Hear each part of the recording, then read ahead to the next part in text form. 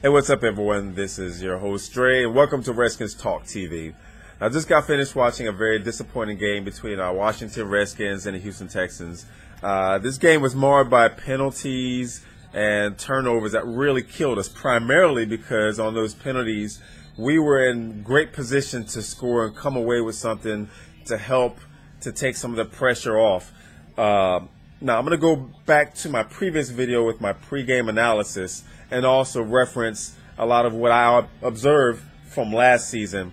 Now, I did say that when it comes to the success of the team, especially when it comes to our offense, it's integral and it's critical for our offensive line to open holes for Alfred Morris, and it's also critical for them to have that commitment to protect RG3. I named from the center to the right, so yeah, right guard, right tackle. Corey Lichtensteiger taking over at center. He played a solid game, so he filled in that position, and he filled it in pretty well. But when you're looking at right guard Chris Chester and right tackle Tyler Polombus, they are a liability.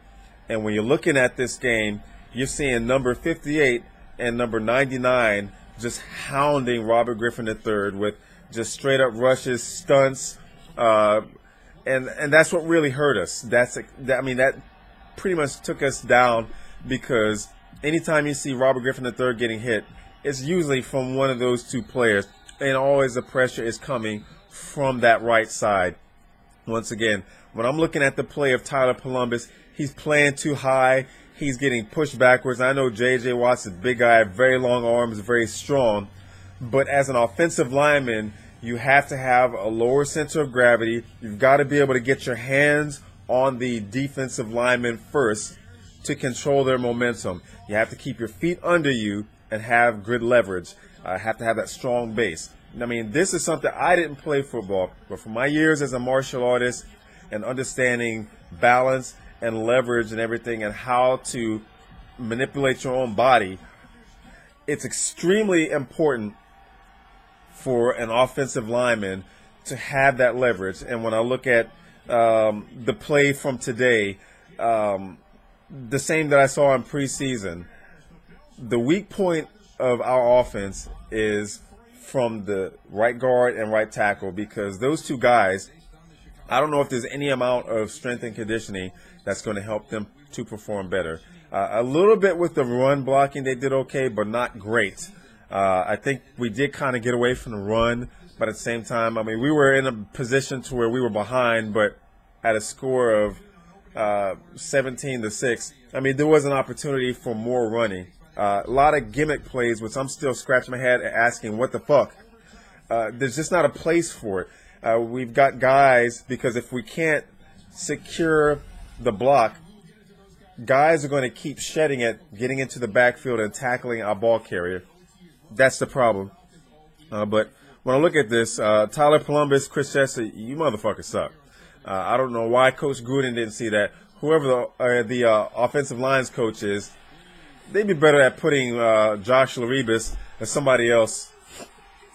But I just I'm pissed off simply because of the performance. Now, RG3, he didn't have a spectacular game, but he wasn't dismal. I mean, no turnovers on his behalf, although he on the first turnover, he got stepped on by the center while he was taking the snap, and he was going to hand the ball off, and it was just a botched exchange. That's not necessarily his fault. He didn't know that he was going to get stepped on, so he didn't throw any interceptions. I would like to have seen a lot more quicker passes, because of the fact that with the game plan with the Houston Texans and the way they were going to be bull rushing J.J. Watt from the right, a lot of quick slants, a more sensible game plan to get the ball out of RG3's hands, or at least get him on the move, roll him out of the pocket, would have been something more sufficient, because he can run, he can pass, he can run and pass at the same time. But they didn't do much of that. I feel like they could have fed the ball to Alfred Morris a bit more. He was doing pretty good. Roy Helu had a really good game, getting open. His only mistake is on special teams with that block punt. He whipped on the block, and the player for Houston got through and blocked the punt. So that really didn't help us right there. just a mental miscue. Bakari Rambo, I'm really not sold on him because if he's not wrapping the tackle, he's throwing his shoulder in. But on the Houston's first touchdown, he had position. He was behind the receiver and took a bad angle, got sidestepped, and the guy practically just walked in. That's something that Raheem Morris, if he is, I can't remember, he's still our defensive backs coach. I believe he is, but Raheem Morris either has to bench him, which I'm more for that, bench him and put someone else in at safety that's going to have better fundamentals. But that's how he lost his job last season, is for poor tackling and taking bad angles. I don't see him being on a team much longer if he's going to play like that. He really needs to work on his technique. He really needs to work on his game study, or his film study, excuse me. Wow. Once again, Tyler Polombus sucks. The turnovers with Niles Paul, he had it. He knew there was going to be contact. He carried the ball high, which something he could have done because he tucked it in, kept his elbows pointed out so that he couldn't get hit. But at the same time, when he did get hit and he knew that there was going to be contact, he failed to bring his other arm in just to make sure that the ball is cradled into his body. That hurt. And then, of course, as I've always said, tighter coverage by the corners. Excuse me. Watching the corners play 10 to 15 yards off the line of scrimmage instead of jamming the receivers, making the quarterback hold the ball a little bit longer, doesn't help the defensive line. We don't have the type of defensive line that can dominate to where our corners and defensive backs can actually play a little bit off the receivers. We need for our corners to play up on the line, suffocate the wide receivers, throw off their pass route. That way the quarterback is forced to hold the ball, because with this, the game is predicated on timing. From the time the ball is snapped, just counting in the head, getting the ball out of the hand based on a prediction.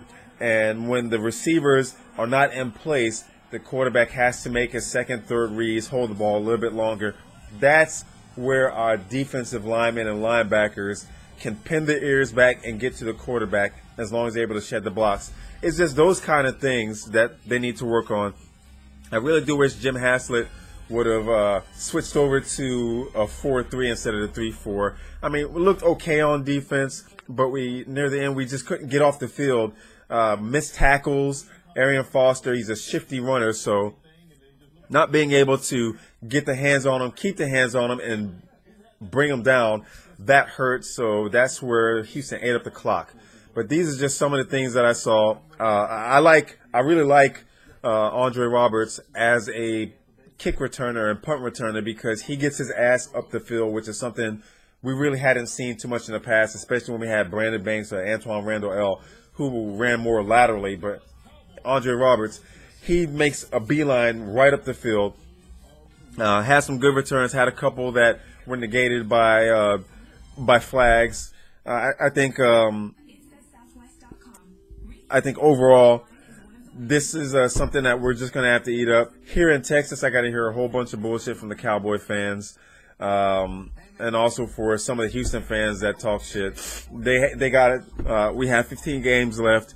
We have the Jacksonville Jaguars next. They played a tough game. I can't remember if they lost. I know they were winning, but at the same time, the Eagles came back. So I have my pregame analysis on Wednesday or Thursday with that. But this is a very tough loss, primarily because the deficiencies of our offensive line are what's holding us back. And we have some people who are doubting Robert Griffin III. He actually played a decent game, but there's only so much that a quarterback, no matter if it's a good quarterback or a bad quarterback, there's only so much a quarterback can do when he doesn't have 5 guys in front of him to put up that wall to protect him. And Robert Griffin III found himself trying to stand tall in the pocket, but when you have your own guys being backed into your face, that's not something that he has control of. He's trying to get the ball out of his hands, but he's also trying to wait for his receivers to get open. So once again, this is a tough loss. I'm pissed off about it, but just gonna have to move on to the next game. Anyway, if you like this video, I hope that you like, subscribe, and share. Make sure to leave your comments. Peace.